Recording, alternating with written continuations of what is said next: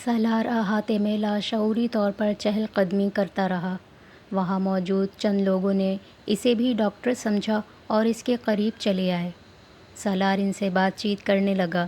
زندگی میں وہ پہلی بار کینسر کے ایک اسپیشلسٹ کو ایک فزیشین کے طور پر چیک اپ کرتے اور نسخے لکھتے دیکھ رہا تھا، اور اس نے اعتراف کیا، اس نے زندگی میں فرقان سے اچھا ڈاکٹر کبھی نہیں دیکھا تھا۔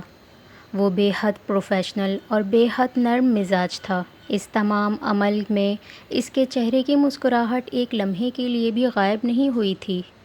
سالار کو یوں لگ رہا تھا جیسے اس نے اپنے ہونٹوں پر مسکراہٹ کو کسی چیز کے ساتھ چپکایا ہوا تھا۔ کچھ وقت گزرنے کے بعد اس نے سالار کو ایک آدمی کے ساتھ اسکول بھجوا دیا تھا۔ وہ وہاں اس کے والدین سے ملا۔ وہ اس کی آمد سے پہلے ہی باخبر تھے۔ یقیناً فرقان نے ان کو فون پر بتا دیا تھا۔ وہ ان کے ساتھ اسکول میں پھرتا رہا۔ اسکول کی عمارت اس کی توقعات کے برعکس بہت وسیع اور بہت اچھی بنی ہوئی تھی۔ اسے وہاں موجود بچوں کی تعداد دیکھ کر بھی حیرت ہو رہی تھی۔ وہاں کچھ گھنٹے گزرنے کے بعد وہ ان دونوں کے ساتھ ان کی حویلی میں آ گیا۔ حویلی کے بیرونی دروازے سے اندر داخل ہوتے ہی بے اختیار اس کا دل خوش ہوا تھا۔ اسے اس گاؤں میں اس قسم کے شاندار لان کی توقع نہیں تھی۔ وہاں پودوں کی بھرمار تھی، مگر بے ترتیبی نہیں تھی۔ بہت شاندار لان ہے، بہت آرٹسٹک، وہ تعریف کیے بغیر نہیں رہ سکا۔ یہ شکیل صاحب کا شوق ہے، فرقان کی امی نے کہا۔ میرا اور نوشین کا، فرقان کے والد نے اضافہ کیا۔ نوشین؟ سالار نے سوالیہ انداز میں کہا۔ فرقان کی بیوی۔ یہ آرٹسٹک ٹچ اسی کا ہے، انہوں نے مسکراتے ہوئے کہا۔ فرقان نے مجھے بتایا تھا کہ اس کی فیملی لاہور میں ہوتی ہے۔ سالار کو یاد تھا۔ ہاں، وہ لوگ لاہور میں ہی ہوتے ہیں، مگر فرقان مہینے میں ایک ویکینڈ یہاں گزارتا ہے، پھر وہ اپنی فیملی بھی یہاں لے آتا ہے۔ یہ سلائڈز اس کے بچوں کے لیے لگوائی ہیں۔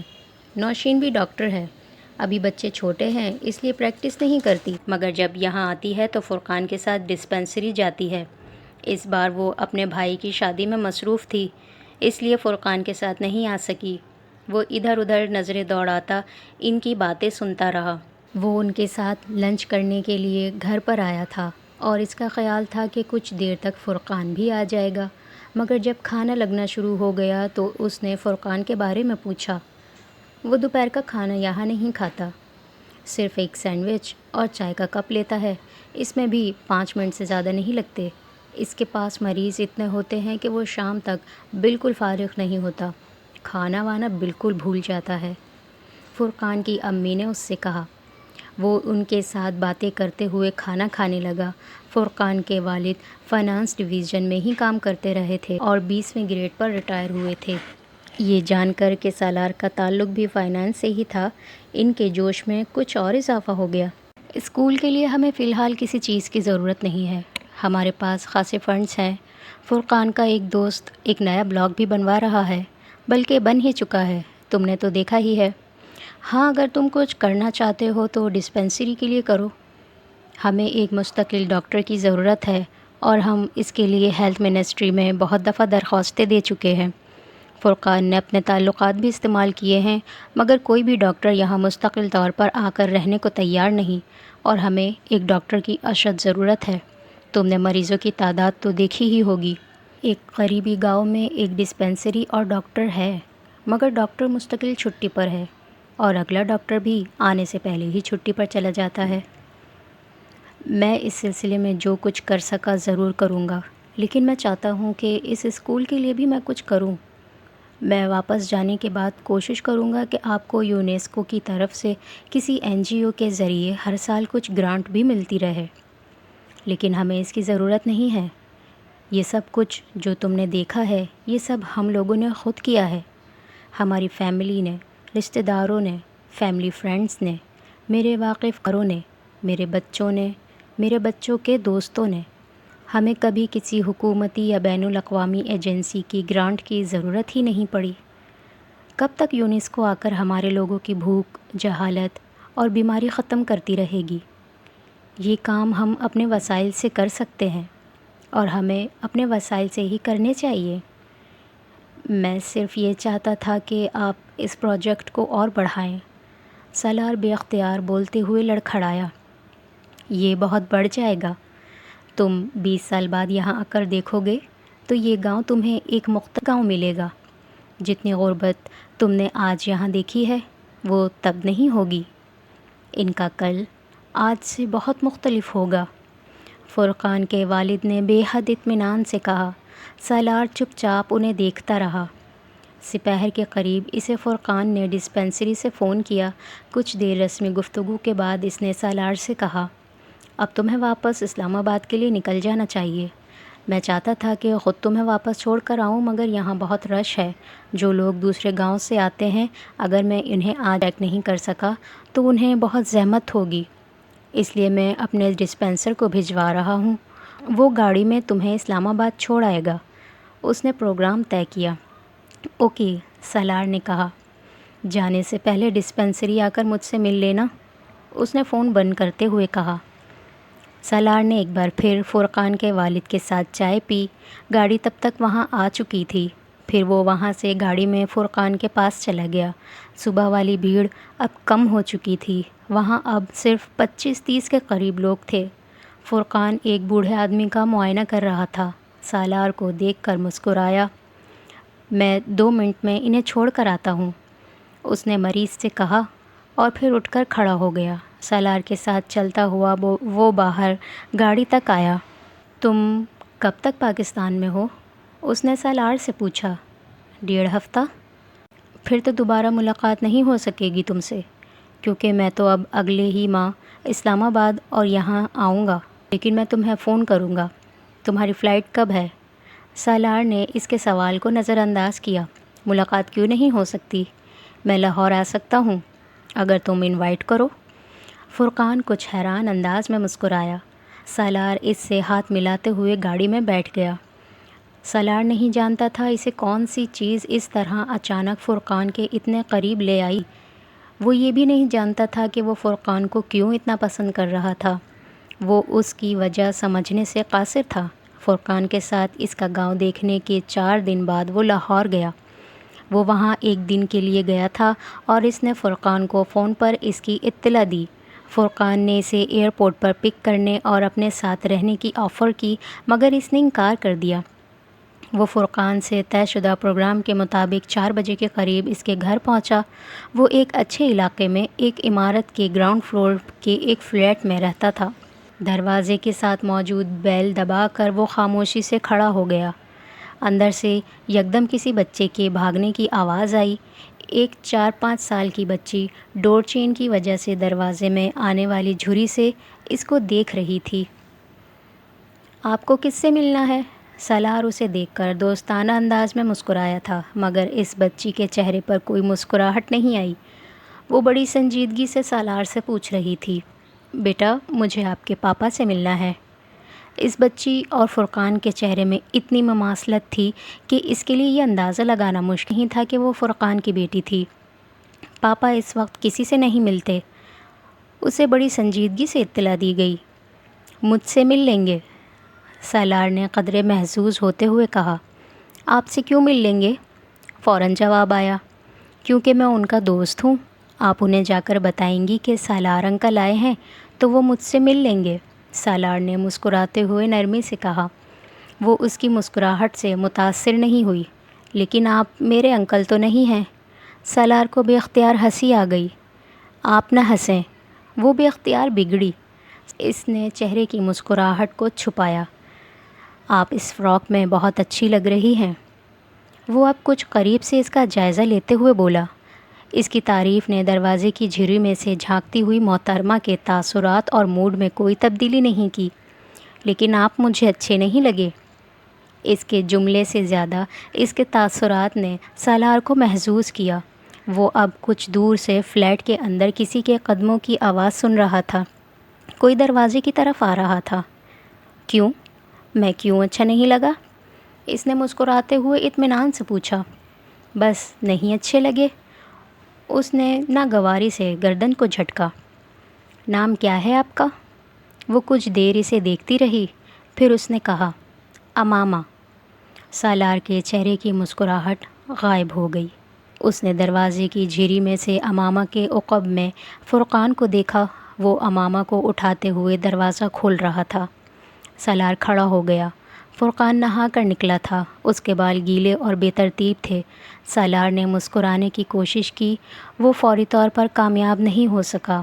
فرقان نے اس سے ہاتھ ملایا۔ میں تمہارا ہی انتظار کر رہا تھا، وہ اس کے ساتھ اندر جاتے ہوئے بولا۔ وہ دونوں اب ڈرائنگ روم میں داخل ہو رہے تھے۔ امامہ فرقان کی گود میں چڑھی ہوئی تھی اور اسے مسلسل کان میں کچھ بتانے کی کوشش کر رہی تھی، جسے فرقان مسلسل نظر انداز کر رہا تھا۔ انکل سالار سے ملی ہیں آپ؟ فرقان نے سالار کو بیٹھنے کا اشارہ کرتے ہوئے امامہ سے پوچھا۔ وہ اب خود بھی صوفے پر بیٹھ رہا تھا۔ یہ مجھے اچھے نہیں لگتے۔ اس نے باپ تک اپنی ناپسندیدگی پہنچائی۔ بہت بری بات ہے امامہ، ایسے نہیں کہتے، فرقان نے سرزش کرنے والے انداز میں کہا۔ آپ انکل کے پاس جائیں اور ان سے ہاتھ ملائیں۔ اس نے امامہ کو نیچے اتار دیا۔ وہ سالار کی طرف جانے کے بجائے ایک دم بھاگتے ہوئے باہر چلی گئی۔ حیرانی کی بات ہے کہ تم اسے اچھے نہیں لگے، ورنہ اس کو میرا ہر دوست اچھا لگتا ہے۔ آج اس کا موڈ بھی کچھ آف ہے۔ فرقان نے مسکراتے ہوئے وضاحت کی۔ یہ نام کا اثر ہے، مجھے حیرانی ہوتی اگر اسے میں اچھا لگتا، سالار نے سوچا۔ چائے پیتے ہوئے وہ دونوں آپس میں باتیں کرتے رہے اور باتوں کے دوران سالار نے اس سے کہا، 1-2 ہفتے تک تم لوگوں کی ڈسپینسری میں ڈاکٹر آ جائے گا۔ اس نے سرسری انداز میں کہا، یہ تو بہت اچھی خبر ہے۔ فرقان یکدم خوش ہو گیا۔ اور اس بار وہ ڈاکٹر وہاں رہے گا، اگر نہ رہے تو مجھے بتانا۔ میری سمجھ میں نہیں آتا میں تمہارا شکریہ کیسے ادا کروں۔ ڈسپینسری میں ایک ڈاکٹر کی دستیابی سب سے بڑا مسئلہ رہا ہے۔ اس کی ضرورت نہیں ہے۔ وہ رکا۔ وہاں جانے سے پہلے مجھے یہ توقع نہیں تھی کہ تم اور تمہاری فیملی اس کام کو اس اسکیل پر اور اتنے آرگنائزڈ انداز میں کر رہے ہو۔ میں تم لوگوں کے کام سے در حقیقت بہت متاثر ہوا ہوں اور میری آفر ابھی بھی وہی ہے۔ میں اس پروجیکٹ کے سلسلے میں تمہاری مدد کرنا چاہوں گا۔ اس نے سنجیدگی سے فرقان سے کہا، سالار، میں نے تم سے پہلے بھی کہا ہے کہ میں چاہوں گا تم اسی طرح کا کوئی پروجیکٹ وہاں کسی دوسرے گاؤں میں شروع کرو۔ تمہارے پاس مجھ سے زیادہ ذرائع ہیں اور تم مجھ سے زیادہ اچھے طریقے سے یہ پروجیکٹ چلا سکتے ہو۔ میں نے تم سے پہلے بھی کہا تھا، میرا مسئلہ وقت ہے۔ میں تمہارے جتنا وقت نہیں دے سکتا اور پھر میں پاکستان میں رہ بھی نہیں سکتا۔ تمہاری طرح میرے فیملی ممبرز بھی اس معاملے میں میری مدد نہیں کر سکتے۔ سالار نے اپنا مسئلہ بتایا۔ چلو اس پر بعد میں بات کریں گے، ابھی تو تم چائے پیو، پھر میں تمہیں اپنے ساتھ لے کر جاؤں گا۔ فرقان نے موضوع بدلتے ہوئے کہا۔ کہاں؟ یہ تو میں تمہیں راستے میں ہی بتاؤں گا۔ وہ عجیب سے انداز میں مسکرایا۔ میں وہاں جا کر کروں گا کیا؟ سالار نے گاڑی میں بیٹھے ہوئے فرقان سے پوچھا۔ وہی جو میں کرتا ہوں، وہ سگنل پر گاڑی روکتے ہوئے بولا۔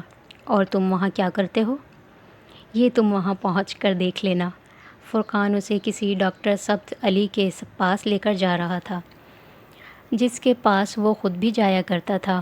وہ کوئی مذہبی عالم تھے اور سالار کو مذہبی علماء سے کوئی دلچسپی نہیں تھی۔ وہ پچھلے چند سالوں میں اتنے مذہبی علماء کے اصلی چہرے دیکھ چکا تھا کہ وہ اب مزید ان جگہوں پر وقت ضائع نہیں کرنا چاہتا تھا۔ فرینکلی اسپیکنگ فرقان، میں اس ٹائپ کا ہوں نہیں جس ٹائپ کا تم مجھے سمجھ رہے ہو۔ اس نے کچھ دیر خاموش رہنے کے بعد فرقان کو مخاطب کیا۔ کس ٹائپ کے؟ فرقان نے گردن موڑ کر اسے دیکھا۔ یہی پیری مریدی یا بیت وغیرہ، یا جو بھی تم سمجھ لو۔ اس نے قدرے صاف گوئی سے کہا۔ اسی لیے تو میں تمہیں وہاں لے جا رہا ہوں، تمہیں مدد کی ضرورت ہے۔ سالار نے چونک کر اسے دیکھا۔ وہ سڑک کو دیکھ رہا تھا۔ کیسی مدد؟ اگر کوئی حافظ قرآن رات کو ایک پارہ پڑھے اور پھر بھی نیند لانے کے لیے اسے نیند کی گولیاں کھانی پڑیں تو پھر کہیں نہ کہیں کچھ نہ کچھ غلط ضرور ہے۔ کئی سال مجھے بھی ایک بار بہت ڈپریشن ہوا تھا، میرا ذہن بھی بہت الجھ گیا تھا۔ پھر کوئی مجھے ڈاکٹر صاحب کے پاس لے کر گیا تھا۔ 8-10 سال ہو گئے ہیں مجھے اب وہاں آتے جاتے۔ تم سے مل کر مجھے احساس ہوا کہ تمہیں بھی میری طرح کسی کی مدد کی ضرورت ہے، رہنمائی کی ضرورت ہے۔ فرقان نے نرم لہجے میں کہا، تم میری مدد کیوں کرنا چاہتے ہو؟ کیونکہ دین کہتا ہے کہ تم میرے بھائی ہو، اس نے موڑتے ہوئے کہا۔ سالار نے گردن سیدھی کر لی۔ وہ اس سے مزید کیا پوچھتا؟ اسے مذہبی علماء سے کوئی دلچسپی نہیں تھی۔ ہر عالم اپنے فرقے کی تعریف میں زمین و آسمان کے قلابے ملانے میں ماہر تھا۔ ہر عالم کو اپنے علم پر غرور تھا۔ ہر عالم کا لب لباب یہی ہوتا تھا، میں اچھا ہوں، باقی سب برے ہیں، میں کامل ہوں، باقی سب نامکمل ہیں۔ ہر عالم کو دیکھ کر لگتا اس نے علم کتابوں سے نہیں، براہ راست وحی کے ذریعے حاصل کیا ہے، جس میں غلطی کا کوئی امکان ہی نہیں ہے۔ اس نے آج تک ایسا عالم نہیں دیکھا تھا جو اپنے اوپر تنقید سنے اور برداشت بھی کرے۔ سالار خود اہل سنت مسلک سے تعلق رکھتا تھا، مگر جو آخری چیز وہ کسی سے ڈسکس کرنا چاہتا تھا وہ مسلک اور فرقہ تھا، اور ان مذہبی علماء کے پاس ڈسکس کرنے کے لیے سب سے پہلی چیز مسلک اور فرقہ ہی تھا۔ ان علماء کے پاس جاتے جاتے وہ رفتہ رفتہ ان سے برگشتہ ہو گیا تھا۔ ان کی پوٹلی میں صرف علم بھرا ہوا تھا، عمل نہیں۔ وہ غیبت ایک گناہ پر لمبا چوڑا لیکچر دیتے، قرآنی آیات اور احادیث کے حوالے دیتے، اور اگلی ہی سانس میں وہ اپنے کسی ہم عصر عالم کا نام لے کر اس کا مذاق اڑاتے، اس کی علمی جہالت کو ثابت کرنے کی کوشش کرتے۔ وہ اپنے پاس آنے والے ہر ایک کا پورا بایو ڈیٹا جانتے، اور پھر اگر وہ بایو ڈیٹا ان کے کام کا ہوتا تو مطالبوں اور سفارشوں کا ایک لمبا سلسلہ شروع ہو جاتا، اور اس بایو ڈیٹا کو وہ اپنے پاس آنے والوں کو متاثر کرنے کے لیے بھی استعمال کرتے کہ ان کے پاس کس وقت کون آیا تھا، کس طرح کون ان کے علم سے فیضیاب ہوا تھا، کون بڑا آدمی ہر وقت ان کی جوتیاں سیدھی کرنے کے لیے تیار رہتا ہے، کس نے انہیں گھر بلایا اور کس طرح خدمت کی۔ وہ اب تک جن عالموں کے پاس ایک بار گیا تھا دوبارہ نہیں گیا، اور اب فرقان اسے پھر ایک عالم کے پاس لے کر جا رہا تھا۔ وہ شہر کے اچھے علاقوں میں سے ایک میں جا پہنچے تھے۔ وہ علاقہ اچھا تھا مگر بہت پوش نہیں تھا۔ اس سڑک پر پہلے بھی بہت سی گاڑیاں کھڑی تھیں۔ فرقان نے بھی ایک مناسب جگہ پر گاڑی سڑک کے کنارے پارک کر دی، پھر وہ گاڑی سے نیچے اتر گیا۔ سالار نے اس کی پیروی کی۔ 3-4 منٹ چلتے رہنے کے بعد وہ ان بنگلوں میں سے ایک نسبتاً سادہ مگر پروقار اور چھوٹے بنگلے کے سامنے پہنچ گئے۔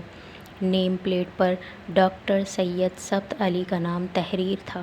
فرقان بلا جھجک اندر داخل ہو گیا۔ سالار نے اس کی پیروی کی۔ بنگلے کے اندر موجود چھوٹے سے لان میں ایک مالی اپنے کام میں مصروف تھا۔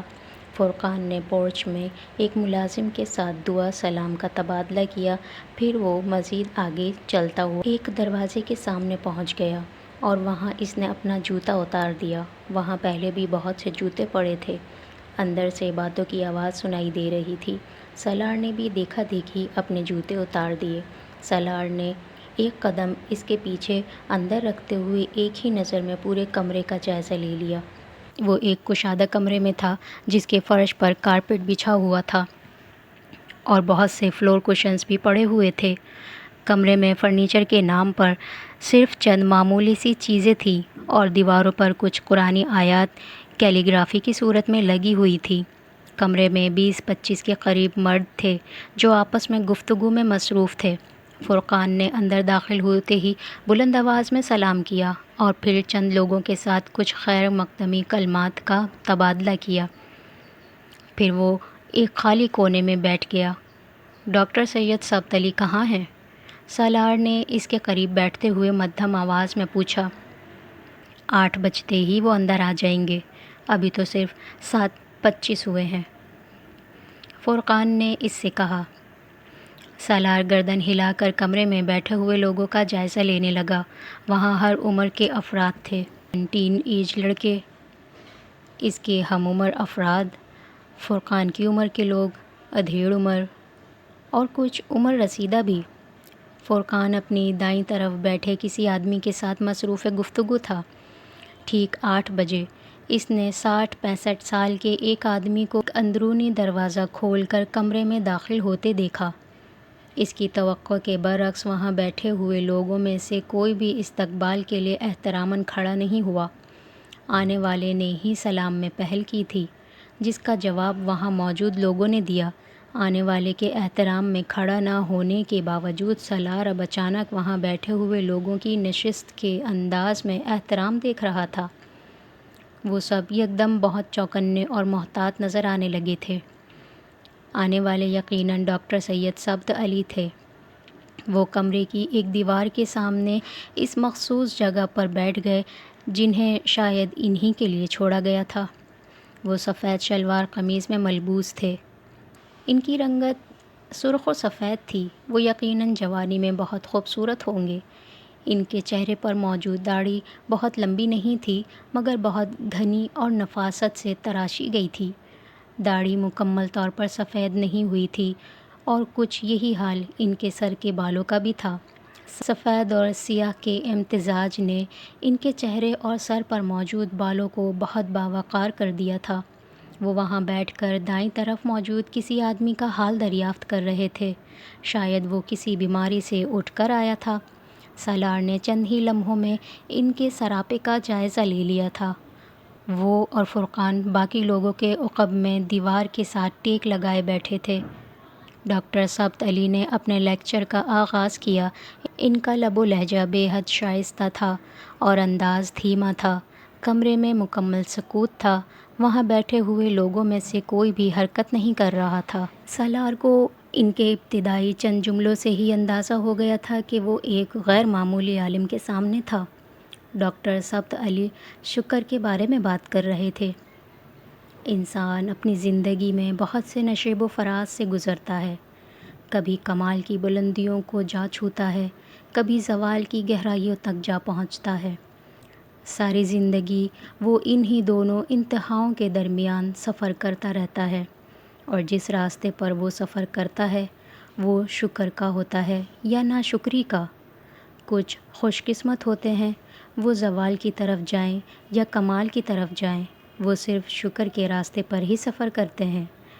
کچھ ایسے ہوتے ہیں جو صرف ناشکری کے راستے پر سفر کرتے ہیں، چاہے وہ زوال حاصل کریں یا کمال۔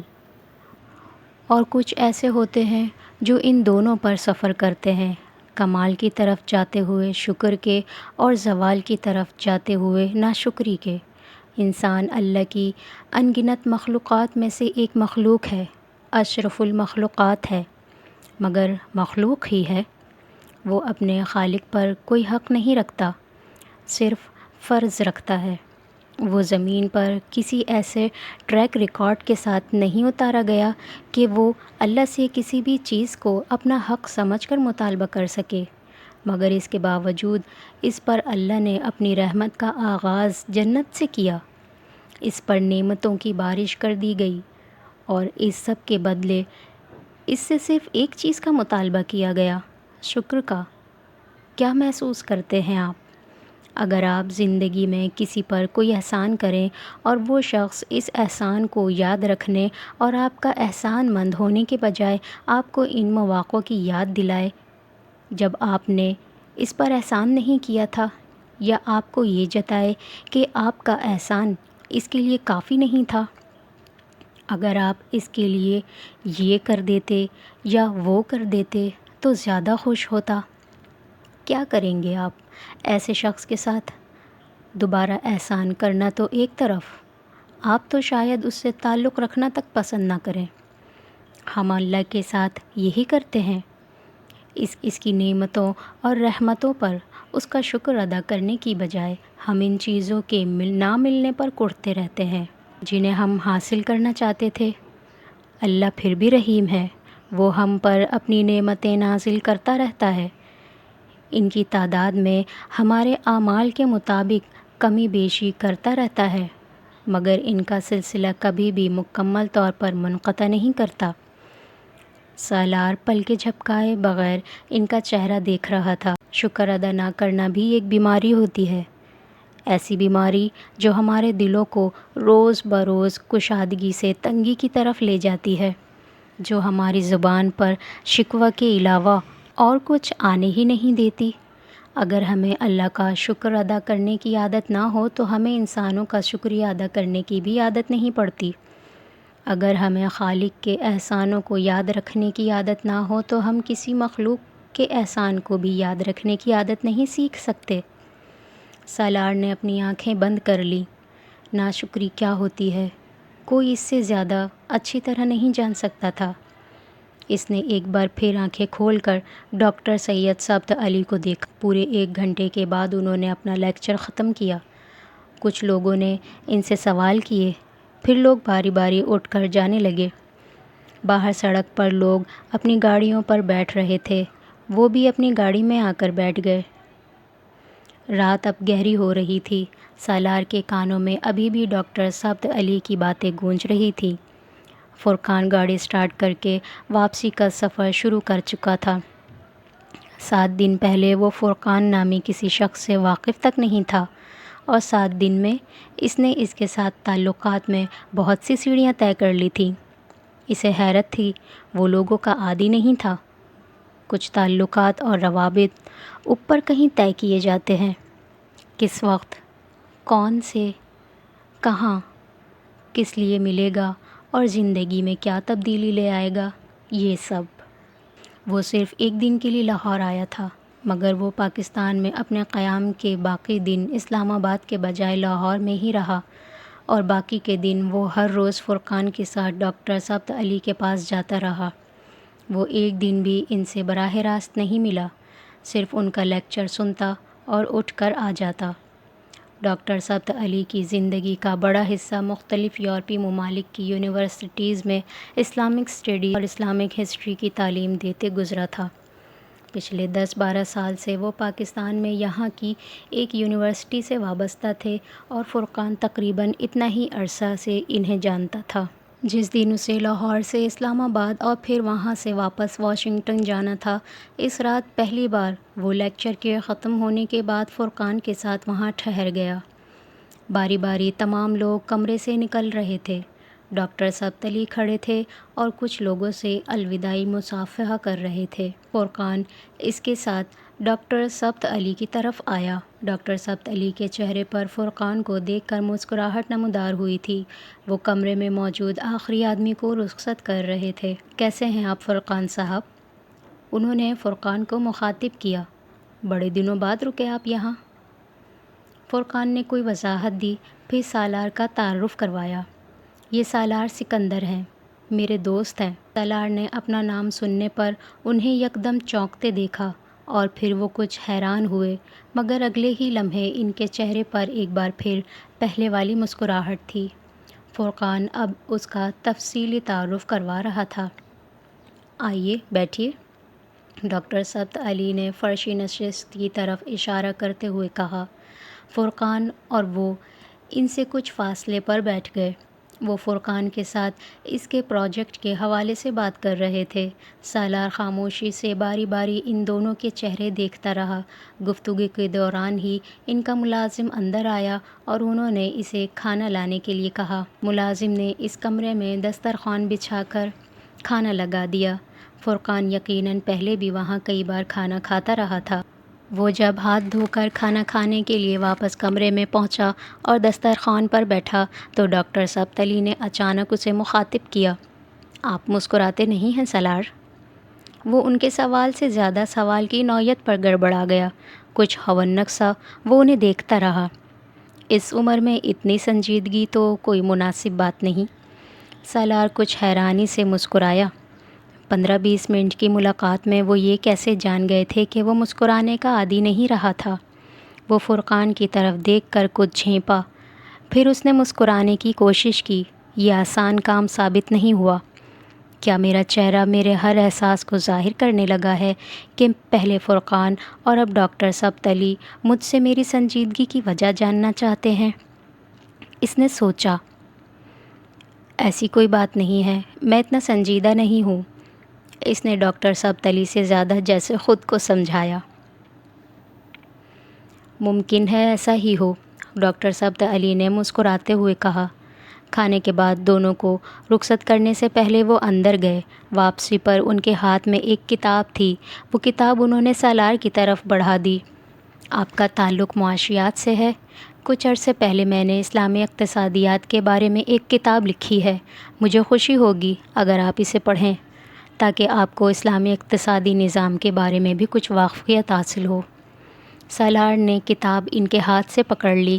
کتاب پر ایک نظر ڈالتے ہوئے اس نے مدھم آواز میں ڈاکٹر ثبت علی سے کہا، میں واپس جا کر بھی آپ سے رابطہ رکھنا چاہتا ہوں۔